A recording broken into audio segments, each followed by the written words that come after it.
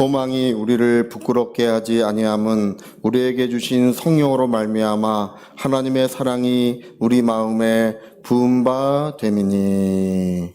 아멘. 네, 제가 중국 선교를 96년도에 97년도 그럴 때 이제 처음 시작을 했는데요. 중국교회 가보니까 이 한국 사람과 중국 사람들이 차이가 많아요. 한국 사람들은 이제 사회적으로 중요한 게 혈연이 중요하고, 그 다음에 지연이 중요하고 학연이 중요해요. 그런 것들이 우리의 한국 사회를 이루어가는 그런 어떤 중요한 토대가 되고 있어요, 실제로. 이제 그런 것이 없어지면 공정해지고, 좀 더 능력 있는 사람들이 좀 성장하기가 좋겠죠? 토대가 좋을 텐데, 그런 것이 이제 굉장히 중요하게 여겨지고 있어요. 중국에 가니까 이 중국 사람들은 이 콴시라는 게 있어요. 콴시. 만만디 콴시, 이제 이게 중국 사회의 특징이라고 하는데, 중국 가니까 지금은 이제 많이 달라졌지만 제가 처음 중국 선교를 할 때는 이 만만디는 이제, 이렇게, 오래 간다는 뜻이에요. 천천히 한다는 뜻이, 천천히란 뜻이에요, 천천히. 중국 사람들은 좀 대륙성 기질이 있어 그런지 모든 게 천천히 하는 걸 옛날엔 좋아했어요. 그래서 항상 뭐를 하면 덩이샤 기다려라, 기다려. 이거 좀 계산해 주세요. 빨리 안 와요. 뭐 딴 거 해. 좀 기다려 주세요. 그러면 덩이샤를 해요. 항상 이제 길 가다가 차를 세워놓고 버스 기사랑 승객이 다툼이 생기죠. 그러면 우리 같으면 빨리 가라고 하는데 중국 사람들은 빨리 가라는 사람이 없었어요. 그때는 다 그냥 앉아가지고, 제가 보니까 100원 때문에 다퉈요. 거기까지 가는데 200원인데 승객이 100원만 냈어요. 그러니까 100원을 더 내라. 그러니까 그 사람이 나는 100원이면 갈 수 있다고 생각한다, 그렇게 주장을 해요. 주장을 하니까 다툼이 생긴 건데, 그러면 다들 덩이샤에 기다려라, 그 얘기예요. 그냥 가만히 앉아서 기다려요, 다툼이 끝날 때까지. 근데 그 다툼이 제가 보니까 15분 20분이 지나도 끝나질 않아가지고 저는 이제 내려서 이제 걸어갔어요. 덩이샤, 만만디. 지금은 이제 콸리 이런 말을 많이 써요. 중국에 콸리 빨리빨리 하는 얘기. 저는 한국말인 줄 알고 깜짝 놀랐어요. 홍콩에 갔을 때 막 전철을 타러 갔더니 콸리 막 그러더라고요. 그래서 저 사람이 한국 사람인 줄 알아보나 보다 그랬더니 그게 중국말이더라고요. 어쨌든 간에 그 중국 사회를 이루는 특징이 이 만만디가 있고, 또 한 가지는 이 콴시라는 게 있어요. 콴시는 관계란 뜻이에요. 이 관계가 굉장히 중요해요. 그러니까 사람과의 관계가 뭐 어느 사회나 중요해요. 여러분, 지혜는 뭐냐면, 지혜는 돈을 주고 관계를 사는 게 지혜예요. 많은 사람들이 작은 이익 앞에 이익을 얻으려고 관계를 해쳐요. 여러분, 이 사람 사는 사회에서는요, 관계를 해치면 반드시 실패합니다. 10중 8구 실패해요. 이익 앞에 관계를 해치지 말고, 작은 이익이라면 차라리 이익을 포기하고 관계를 사세요. 할렐루야. 관계를 사는 게 지혜다. 우리 한번 해볼까요? 관계를 사는 것이 지혜다. 그 관계를 사세요. 밥도 좀 사줘 가시면서 주변 사람들과 좋은 관계를 이루시고, 특별히 여러분 가족들 간에도 좋은 관계를 이루어야 풍성한 삶이 이루어지는 것입니다. 풍성한 삶이라는 것은 좋은 관계에서 오는 거예요. 근데 중국 사람들은 이 관계, 그 사회의 모든 일들이 관계로 돌아가요. 그래서 제가 왜 그런지를 나중에 이제 알아보니까, 이 나라가 대륙이 큰 대륙에서 많은 나라들이 분포하고 있어서 계속 오랜 세월 동안 전쟁을 한 국가래요. 이쪽 저쪽. 지금은 이제 하나로 통일돼 있지만, 그렇게 하나로 통일돼서 이렇게 오랜 세월 동안 가지 못한 나라예요. 항상 그 다툼과 전쟁이 많았던 국가라. 우리가 중요해요. 우리라고 하는 테두리가 중요하고, 타인을 믿지 못하는 거예요. 기본적으로 중국 사람들은 타인을 잘 믿지 않습니다. 그리고 자기의 마음이나 자기 생각을 타인에게 잘 보여주지 않아요. 한국 사람들은 하루 저녁만 밥 먹으면 친구해요. 다 얘기해. 뭐 고향이 어떻고 뭐 우리 부모님이 어떻고 뭐 내가 어떻고 다 얘기하지만 중국 사람들은 그러는 법이 이제 많지 않아요. 있긴 있지만 잘 자기를 보여주지 않는 것은 이제 오랜 세월 동안 다투며 살아왔던, 그래서 우리가 굉장히 중요한 나라가 바로 중국 사회입니다. 관시가 중요해요. 그러니까 국가의 시스템도 정상적인 시스템이 국가를 운영하는 것이 아니에요. 관계, 뭐 상하이방, 뭐 태자방, 뭐 이런 자기들끼리 뭉친 그 관계 속에 공동체가 있어요. 그런 걸로 국가도 운영되는 나라가 중국이에요. 그러니까 여러분, 중국에서 성공을 하려면 이 관계를 굉장히 중요하게 여겨야 되고, 이 관계가 성공해야 사업도 성공하고, 관계가 성공해야 중국에서 뭐든지 다 할 수 있습니다. 예. 제가 96년도에 처음 중국 갔을 때는 상점 하나를 차리는데 한 200만 원 정도면 상점 하나를 차릴 수 있었어요. 그때 당시에 노동자의 월급이 2만 원이었어요. 우리나라 돈으로. 2만 원. 교사들은 한 4, 5만 원. 교수들은 한 8만 원 가까이 됐었어요. 예, 임금이 많지 않았었죠. 예. 그럴 때 상점 하나 차리는데 200만 원이고, 하나 차리면 막대한 수익을 얻는 그런 구조였어요. 거기가. 그러니까 여러분, 상점 몇 개 차려놓으면요, 수익이 어마어마한데, 한국 사람들이 그걸 가서 보고 다 가서 상점을 차렸는데 성공한 사람들이 거의 없어요. 왜 없냐 하면 그들과 관계가 없기 때문에 성공하지 못하는 거예요.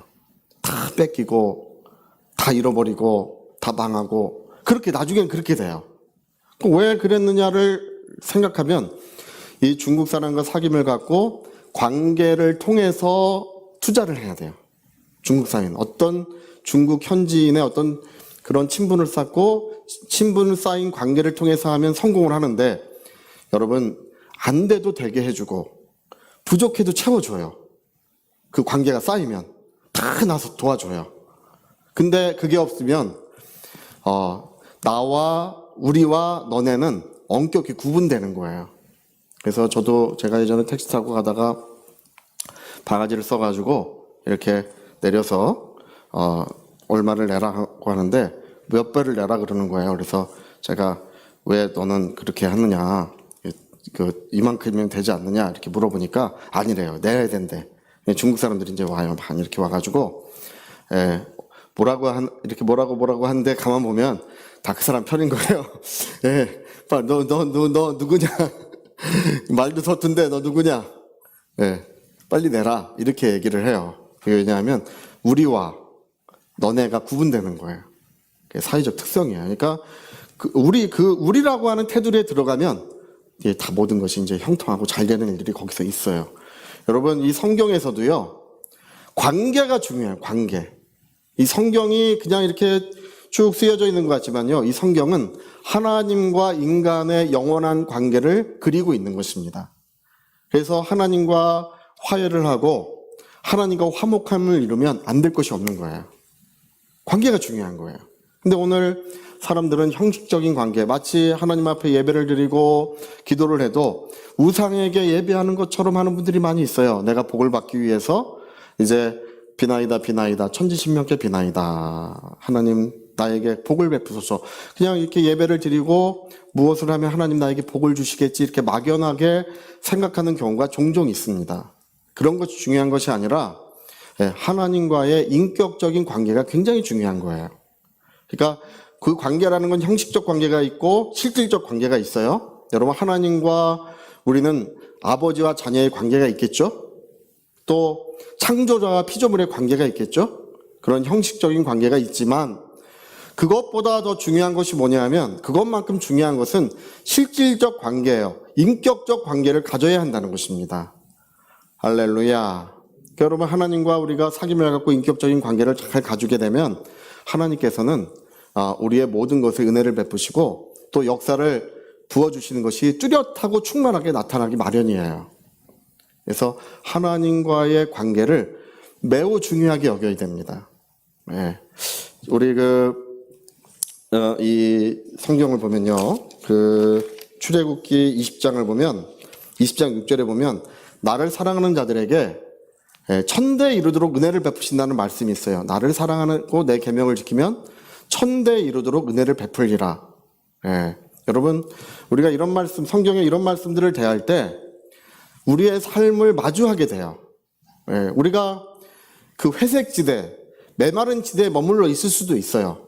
그러나 더 좋은 곳을 향하여, 더 풍요로운 곳을 향하여, 더 그 아름다운 곳을 향하여 우리가 한 발 더 나갈 수 있지 않겠습니까? 예, 천대에 이르도록 하나님의 은혜가 머무는 가정이 있대요. 근데 어떻게 하면 천대에 이르도록 은혜를 받을까를 성경에 기록했는데, 하나님을 사랑하면, 할렐루야. 자, 하나님을 사랑하자. 우리 한번 해볼까요? 자, 그렇죠. 여러분, 할 수 있을 줄 믿습니다. 여러분도 하실 수 있습니다. 예. 하나님을 사랑하면 우리의 삶을 선택할 수 있어요. 내가 나의 삶을 선택할 수 있어요. 어떤 삶을 살아갈지. 우리 가정이 어떤 가정이 될지 내가 선택할 수 있어요. 그 선택의 기회를 말씀하는 것입니다.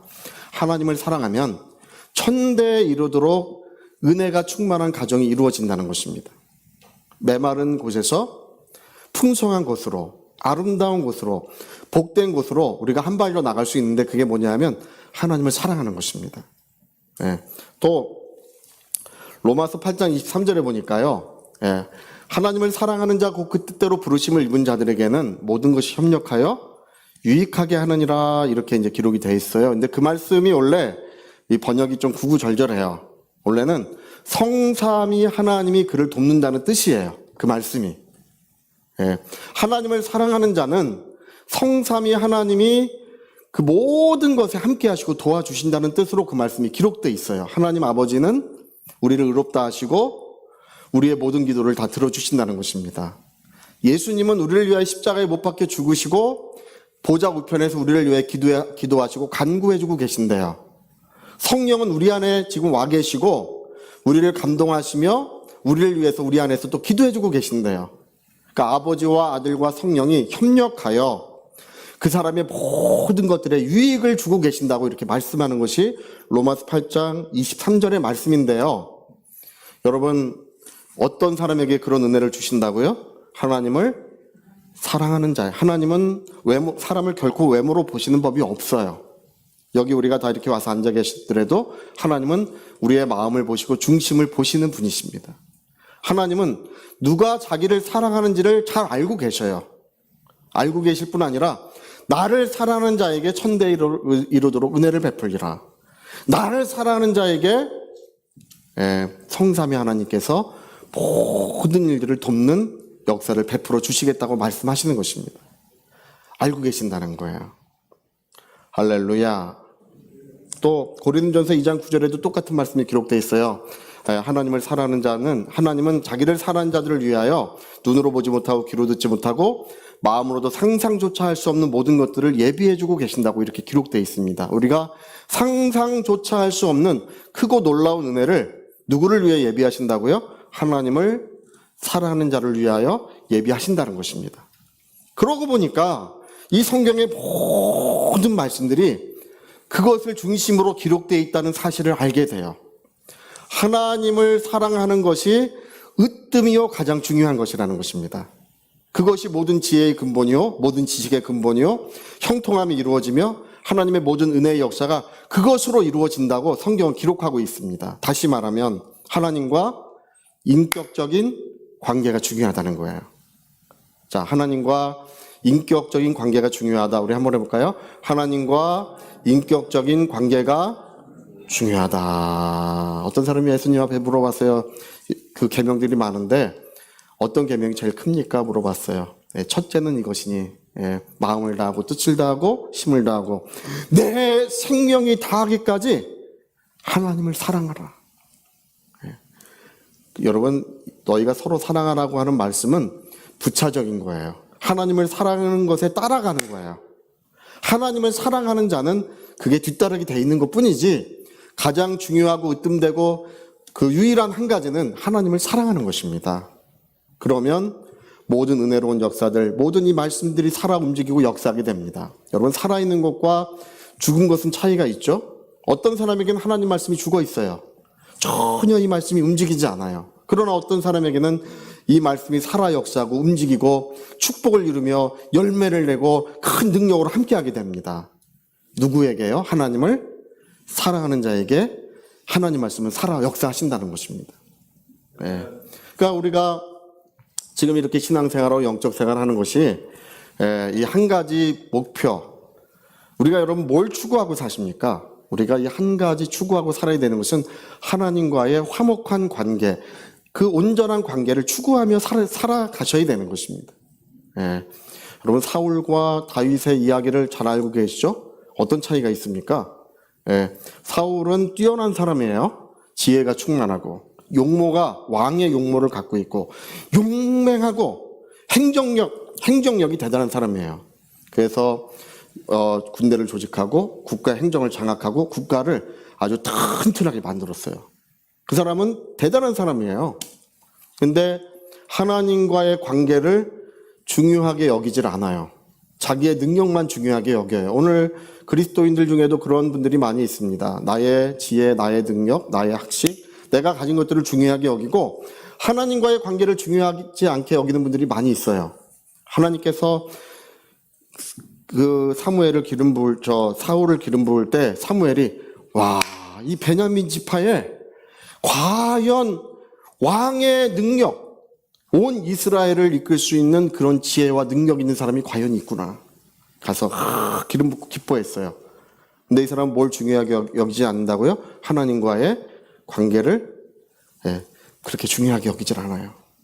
어느 날 그 사무엘 선지자가 와서 아멜렉과 전쟁을 하라고 하나님 말씀하셨습니다. 아멜렉을 진멸하고 그 아멜렉이라고 하는 민족이 갖고 있는 모든 것들을 다 진멸하십시오. 하나님 말씀하셨습니다. 아멜렉은 하나님의 원수이고 이스라엘의 원수예요. 광야로 나왔을 때, 출애굽하고 광야로 나왔을 때 이스라엘을 최초로 대적했던 것이 아멜렉이에요. 그래서 전쟁을 했는데 전쟁이 끝나고 이제 감사의 예배를 드려요. 그 군대가 모이고 온 백성이 모이고 예배하는 자들이 제사장들이 모이고 다 모였어요. 예배를 드리는데 그날따라 이제 사무엘이 일이 있어 좀 늦었나 봐요. 좀 늦게 이렇게 이렇게 예배를 드리러 인도하러 이렇게 왔는데 오다 보니까 양의 울음소리가 들리고 양의 울음소리가 들리고 소의 울음소리가 들리고 염소의 울음소리가 들리고 그래서 아니 이게 무슨 군대의 진중에서 왜 이런 울음소리가 나느냐. 그래서 와서 물어봐요. 왕이시여 그 전쟁을 잘 치렀습니까? 하나님이 함께 하셔서 우리가 승리했습니다. 근데 어떻게 이런 울음소리가 군대에서 납니까? 그러니까 내가 하나님께 들으려고 살찌고 좋은 것들을 다 가지고 왔습니다.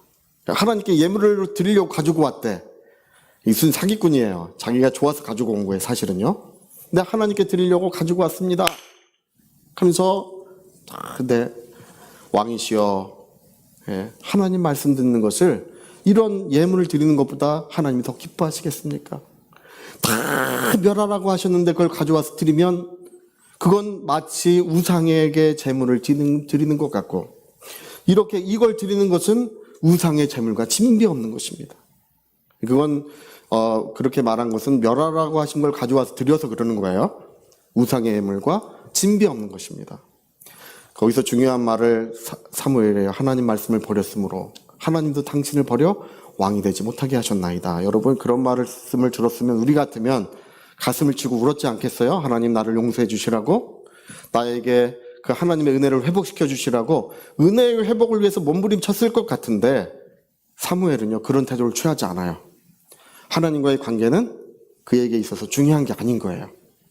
그래서 사무엘이 예배를 드리지 않고 돌아가려고 하니까 옷깃을 붙들어요. 얼마나 세게 붙들었는지 옷이 찢어질 만큼 세게 붙들었대요. 근데 뭐라 그러는 거 아니?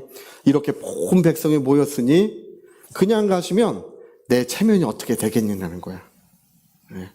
왕의 체면, 자기의 체면을 생각해서 함께 예배를 드려주십시오. 사무엘이 예배를 드리지만 제가 만약에 사무엘이었다면 기가 막혔을 것 같아요. 지금 하나님의 버림을 받는다 할지라도 하나님과의 모든 관계가 깨어진다 할지라도 그게 그 사람한테는 대수로운 일이 아닌 거예요. 그래서 성경은 그는 마침내 비참한 최후를 맞이했고 하나님의 버림받은 왕의 이야기로 성경에 기록되어 있습니다. 그래서 사울을 그 다음 왕을 선택할 때는 성경에 뭐라고 기록되어 있냐면 하나님을 사랑하는 자를 기름 붓겠다는 거예요. 내 마음에 합한 사람, 이새의 아들 다윗을 보니 내 마음에 합한 사람이라. 다시 말하면 나를 사랑하는 자를 찾아서 내가 기름 붓고 그와 함께 하겠다고 말씀하시는 것입니다. 다윗은요, 용사도 아니고 특별한 행정력이 있는 것도 아니고 왕의 용모를 가진 사람도 아니에요. 그냥 조그만 소년일 뿐이에요. 머리가 붉은색인 그냥 그 집에서 허드렛 일을 하는 사람이지만 그에게 뭐가 있다고요? 하나님을 사랑하는, 하나님과의 그 돈독한 관계, 화목한 관계가 있는 거예요. 하나님께서 그를 기름 부었더니 이스라엘 역사의 가장 위대한 용사들이 그 시대에 일어납니다. 이스라엘 역사의 가장 위대한 학자들이 그 시대에 일어나서 다 다윗을 둘러싸고 그를 도와요.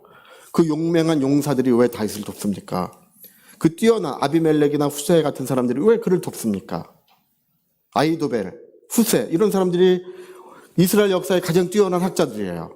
그런 사람들이 왜 그를 돕습니까? 하나님을 사랑하는 자. 할렐루야. 하나님을 사랑하는 자.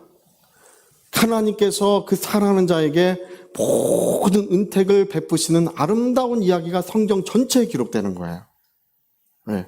그래서 여러분, 하나님께서 이 다윗의 시대에 그런 영광스러운 역사들 어디를 가든지 이기게 하시고 열왕을 복종시키시고 그 다음에 그 왕궁을 건설하고 성전을 건축하는 그 모든 이야기가 다윗 시대에 다 이렇게 기록되는 것은 뭐냐 하면 딱 한 가지예요. 하나님과의 화목함을 이루었다는 것입니다. 하나님을 사랑하는 자 그 얘기예요. 네. 그러면 안 될 것이 없다. 여러분 오늘 성경에 기름 부음이라는 게 있는데요. 다윗을 기름 부었죠. 신약 성경도 똑같습니다. 기름 부음은 하나님과의 인격적인 관계에서 오는 거예요. 그냥 오지 않습니다. 하나님과의 인격적인 관계에서부터 모든 기름 부음이 우리 영혼에 임하는 것이고 그 기름 부음이 모든 것을 가능하게 하는 것입니다. 애원해도 안 됐어요. 눈물을 흘려도 안 됐어요. 내가 힘써도 안 됐어요. 그러나 하나님이 기름 부으시면 되는 거예요. 병든 것이 낫는 이유가 뭔지 아십니까? 병의 치유도 내가 믿어도 안 되고 힘써도 안 됐지만 기름 부으시면 낫는 거예요. 그 기름 부으심은 어디서부터 온다고요? 하나님과의 인격적인 관계에서부터 기름 부으심이 오는 거예요. 성경 오늘 여기 하나님의 오늘 읽은 소망이 우리를 부끄럽게 하지 아니함은 성령이 하나님의 사랑이 성령으로 우리에게 부어진다고 했어요. 하나님의 사랑이 기름 부음으로 우리에게 부어진다는 뜻이에요. 네, 그래서 여러분 우리가 인격적인 관계를 하나님과 화목하고 인격적인 관계를 하면 하나님의 기름 부으심이 충만해지고 기름 부으심이 모든 원수의 역사를 제어하고 하나님의 형통하고 아름다운 역사를 이루어가게 하는 것입니다. 광야라도 살림으로 변하는 역사가 이루어지고 온 땅이 메말라도 물가에 심은 나무와 같이 은혜로운 역사가 이루어지는 이유가 뭐냐? 기름 부음 때문에 그런 거예요.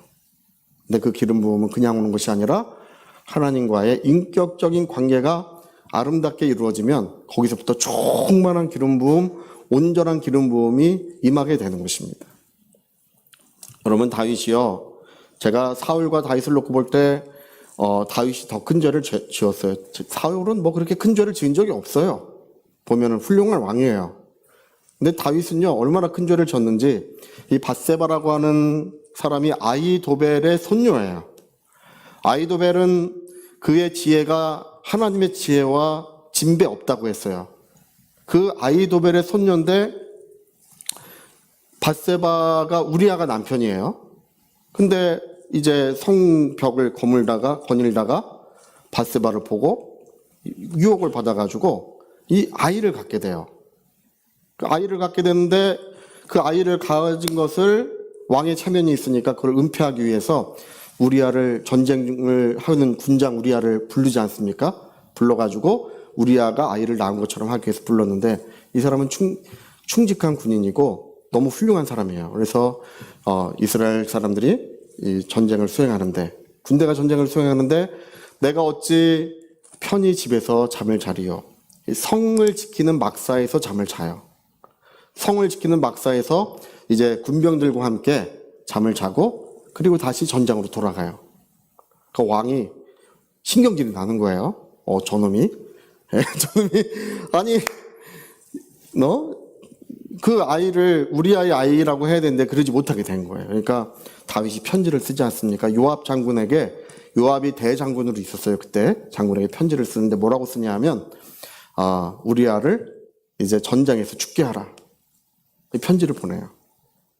그러니까 요압 장군이 그 편지를 받아보고 다윗에게 다시 편지를 회신하기를 뭐라고 회신하냐면 우리아만 죽게 할 수 없습니다. 만일 우리아를 죽게 하려면 다른 청년 군인들도 같이 가서 생명을 잃게 될 것입니다. 보내요. 만일 그렇게 되면 왕이 저를 탓하지 않으시겠습니까? 이렇게 해서 보내요. 그러니까 다윗이 그리하라. 희생이 있어도 되니까 우리아를 죽게 하라. 그래서 요압이 그 성벽 근처에 무리한 작전을 짜서 성벽 근처에 우리아를 보내서 우리아와 함께 많은 청년 군인들이 죽임을 당해요. 근데 편지를 요압이 다윗에게 보내지 않습니까? 성공했습니다. 그러니까 다윗이 기뻐해요. 근데 선지자 나단인가요? 와가지고 여러분 성경을 기억하십니까? 뭐라고 책망했는지 그 이야기를 기억하실는지 모르겠어요. 네, 와서 왕이시여 드릴 말씀이 있습니다. 이스라엘에 한 악행이 있습니다. 그게 뭐냐? 그 딸처럼 키우는 양을 가진 사람이 있습니다. 이 사람은 그 양 한 마리를 자기 딸처럼, 요즘에 그 애완 동물들 키우시잖아요? 자기 딸처럼 아끼는 양이 있는데 그 옆집에는 많은 양을 키우는 부자가 있습니다. 근데 그 부자에게 손님이 왔는데 이 사람이 자기 많은 양 중에 하나를 잡지 않고 딸처럼 아끼는 양을 빼앗아다가 그걸 잡아가지고 손님을 대접했습니다. 그러니까 다윗이 화가 나가지고 이런 사람은 이스라엘에서 없게 해야 된다. 누군지 잡아와라. 선지자 나단이 그게 바로 당신입니다. 사람은 모를지라도 하나님은 당신을 보셨습니다. 당신의 악함을 하나님은 다 아셨습니다. 그러니까 다윗이요, 그때 어떤 태도를 취했는지 여러분 시편 51편 읽어보면 거기 잘 기록이 되어 있어요. 어떤 태도를 취했습니까? 하나님, 그가 온 밤을 울어가면서 눈물로 베개를 적셔가면서 기도한 이야기가 시편 51편에 기록되는데요. 왕위를 가져가도 좋습니다. 내 모든 재물과 명예를 다 잃어버려도 좋습니다. 나를 쫓아내지만 말아달라고. 하나님과의 관계, 그 기름 부음의 관계, 그 사랑의 관계만큼은 회복시켜달라고 그렇게 그 절절히 기도하는 기도가 시편 51편에 기록되고 있습니다. 그는 왕위보다, 명예보다, 어떤 재물보다 뭘 가장 중요하게 여겼냐면 하나님과의 관계를 가장 중요하게 여겼더니 하나님께서 그를 다시 회복시켜 주신 거예요. 사울보다 악행이 커요. 비교할 수가 없어요. 그러나 그의 신앙의 목적, 삶의 목적은 하나님을 사랑하는 것에 있었다는 것입니다. 할렐루야. 여러분, 크고 첫째 되는 계명이 뭐라고요? 마음을 다하고 뜻을 다하고 힘을 다하고 내 생명이 다하기까지 주 너희 하나님을 사랑하면 그 사랑하는 자에게 모든 아름다운 일들, 은혜로운 일들, 충만한 역사들이 이루어진다는 것이 성경 전체의 기록이에요. 다시 말하면 그 하나님과의 그 관계 속에서 하나님의 기름 부음이 오늘도 헬몬산의 이슬처럼 우리의 삶 속에 우리의 가정에 내려오고 있다는 것입니다. 여러분, 하나님을 사랑하는 자가 아니라면 아침에 눈을 떴을 때 그 영광이 나타나시는 자가 누구이겠습니까? 여러분, 잠이 들지라도 밤새도록 그를 지켜주시고 그 밤새도록 그에게 은혜를 베풀어 주는 분이 누구이시겠습니까? 하나님을 사랑하는 자를 밤새도록 지키시고 사랑하는 자를 하나님께서는 나타나시고 자기를 보이시는 것입니다. 여러분, 우린 다 할 수 있습니다. 자기의 삶을 선택하셔야 되는데 저는 하나님과의 관계를 소홀하게 여기거나 그것이 결핍되게 하는 것을 그냥 지켜보지 않고 하나님과의 관계를 돈독하게 만들고 온전한 관계를 만드는 것에 모든 것을 하는 것. 할렐루야. 여러분, 오늘 회개할지라도 하나님과의 관계가 회복되기를 위해서 회개하세요. 그 전에 미국의 어떤 목사님 간증을 하시더라고요. 일평생 자기는 메마른 삶을 살았대요. 예. 자기는 성공적인 사역을 한 것 같고 모든 일을 잘한 것 같은데 자기는 메마른 삶을 살았대. 60세가 넘어서야 비로소 깨달은 게 있대요. 뭘 깨달았냐면 하나님과의 화해. 하나님과의 화해를 깨달았대요. 그리고 하나님과의 화해를 하고 나서 하나님과의 화목함을 이루었더니 그 삶이 그렇게 아름답고 행복할 수가 없더래요. 내가 왜 진작 몰랐을까? 네, 나는 왜 진작 그러한 삶을 향해 나가지 않았을까? 성경 전체가 그 얘기를 하고 있음에도 불구하고 소경되어서 그 말씀을 보지 못하고 있었다는 것입니다. 여러분, 오늘 하나님께서 다윗을 기름 부으신 것처럼 여러분 영혼에 기름 부음이 임하고 그 기름 부음 속에 치유도 임하고 그 기름 부음 속에 하나님의 예비하신 모든 은혜로운 역사가 이루어지는 그 역사가 이루어지시기를 축복합니다. 근데 여러분, 중요한 게 있어요. 나는 하나님을 사랑하는 자라고 말씀하셔야 돼요. 제가 늘 안타깝게 생각하는 게 이래요. 어떤 분들은 기도할 때 처음 사랑을 회복하게 해달라고. 제가 놀란 게 뭐냐면 그분을 몇 년 후에 봤는데도 또 그 기도를 하고 있더라고요. 언제 되는 거예요? 아마 세상 떠날 때까지 그 기도 하실 것 같아요. 여러분, 그렇게 기도하지 마시고요. 나는 하나님을 사랑하는 사람이라고 규정하세요. 그렇게 말씀하세요. 거기서부터 기름 부음이 임하고 실제가 되고 능력이 되고 하나님의 영광이 나타나시는 그런 아름다운 일들이 이루어지게 됩니다. 다 하실 수 있습니다. 은혜가 있으시기를 예수님으로 축복합니다. 자, 우리 같이 한번 기도하시겠습니다. 우리 한번 기도하실 때 관계를 중요하게 여겨야 됩니다. 세상에서도 관계가 모든 승패를 좌우하는 중요한 단초예요. 그러나 우리 신앙생활은 더 그렇습니다. 하나님과의 나의 영혼의 아름다운 관계, 화목함이 이루어졌는지, 하나님께서는 예수 그리스도를 십자가에 못 박아 우리와 화목하게 되기를 기뻐하시는 분이십니다. 오늘 하나님은 기다리고 계십니다. 진정 회개하기를, 진정 돌아오기를. 그래서 하나님과의 화목함을 이루고 기름 부음이 임하며 풍성한 삶이 이루어지기를 하나님은 원하시는 것입니다. 이 성경 전체의 기록을 놓고 볼 때 하나님은 그러한 분이시구나. 하나님, 내 영혼을 축복해 주시옵소서. 통성으로 기도하시겠습니다.